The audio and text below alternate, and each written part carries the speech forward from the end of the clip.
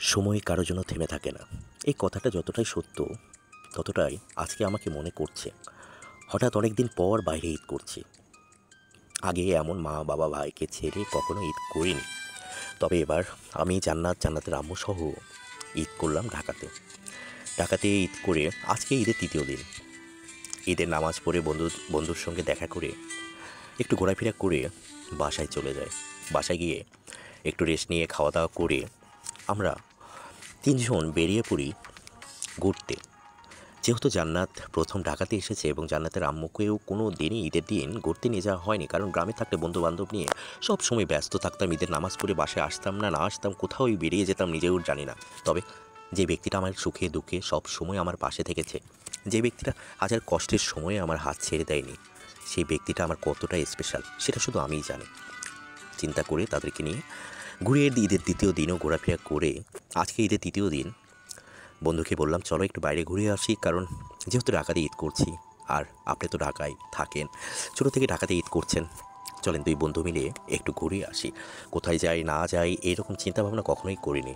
তাই প্রায় ২টার দিকে বেরিয়ে পড়লাম। জানি না কোথায় যাব, তবে খুব মিস করছে সেই বাল্যকালের বন্ধুদেরকে, যাদেরকে নিয়ে শৈশব জীবনটা কাটছে, ঈদের আনন্দটা কাটছে। এখন দিন দিন বয়স হচ্ছে, আমাদের ঈদের আনন্দ কী এটাই যে বুঝতে পারি না। তবে আমরা সবসময় চাই আমাদের পরিবার, আমাদের কাছের মানুষ, আমাদের সন্তানরা সব সময় ভালো থাকুক।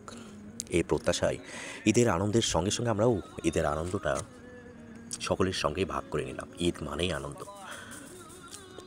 দুঃখ কষ্ট নিয়ে মানুষের জীবন, আর এই জীবনে সব কিছু ভুলে থাকতে চাই এই বছরের একটি ঈদ মেনে নিই। ঈদের জন্য অনেক দিন থেকেই বন্ধু মহলে অনেক রকম চিন্তাভাবনা থাকে, আর তেমন আমাদেরও ছিল, কিন্তু কিছু কিছু বন্ধু না থাকার কারণে আমরা কোথাও যেতে পারলাম না। আর যেহেতু পরিবারকে সময় দিয়েছি এবং আমাদেরও একটু পার্সোনালভাবে সময় দেওয়া উচিত বন্ধু মহলদের সঙ্গে, তো ঘুরতে বেরিয়েছি। ঢাকা শহর পুরোটাই ঘুরলাম, বিভিন্ন স্থানে দেখলাম, সকলে নতুন জামা, নতুন গাড়ি, নতুন বিয়ে করে বউ নিয়েও গার্লফ্রেন্ড নিয়েও বিভিন্ন জায়গায় ঘুরে বেড়াচ্ছে। বেশ ভালো লাগছে, সকলেই যেহেতু ঈদ উদযাপন করছে। তবে আমরা অন্যদিকে চলে আসলাম, আর হঠাৎ করেই মনে পড়লো সেই স্মৃতিগুলো। ছোটোবেলা মাইকে যখনই ঈদের নামাজ সকাল ৭টা-৮টায় হবে, তখনই আমরা ঘুম থেকে উঠে এক একজন আমাদের জয়পুর ডাঙ্গাপাড়ায় উচ্চ বিদ্যালয়ের মাঠে হাজির হতাম, তাও বাবা মা সবাইকে ফাঁকি দিয়ে, এবং সকলের সঙ্গে বসে থেকে ঈদের দিন সবাই এক প্যাকেট করে মায়া বিড়ি আনতো। আর বিড়ি ২-১টা না দিলে আমাদের ভালোই লাগতো না। অনেকে জীবনের তাগিদে কত দূরে আছে, বছরেও কথা হয় না।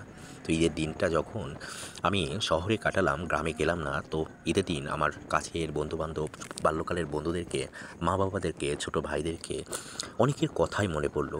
আসলে কখনো তাদের সঙ্গে এমন কোনো মুহূর্ত কাটেনি ঈদের দিন দেখা না করে। দিন সবাই ব্যস্ত হয়ে গেছে, তারপরেও আমি সবসময় মনে করি, অনেক অনেক মিস করি বাল্যকালের বন্ধুদেরকে, তোদেরকে অনেক মিস করি। হঠাৎ করে রেল স্টেশন এসে একটু হাঁটাহাঁটি করলাম ২ বন্ধু মিলে।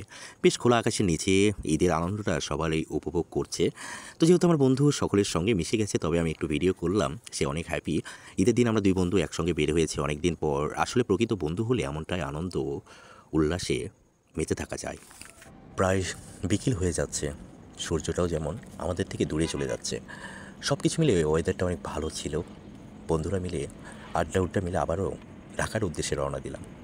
বেশ আমার কাছে আজকের সূর্যটাও তেমন সুন্দর ছিল, যতটা পথ ছিলাম সূর্যর দিকেই তাকিয়েছিলাম। আসলে কিছু কিছু মুহূর্ত হঠাৎ করেই কি যেন অসাধারণ লাগে।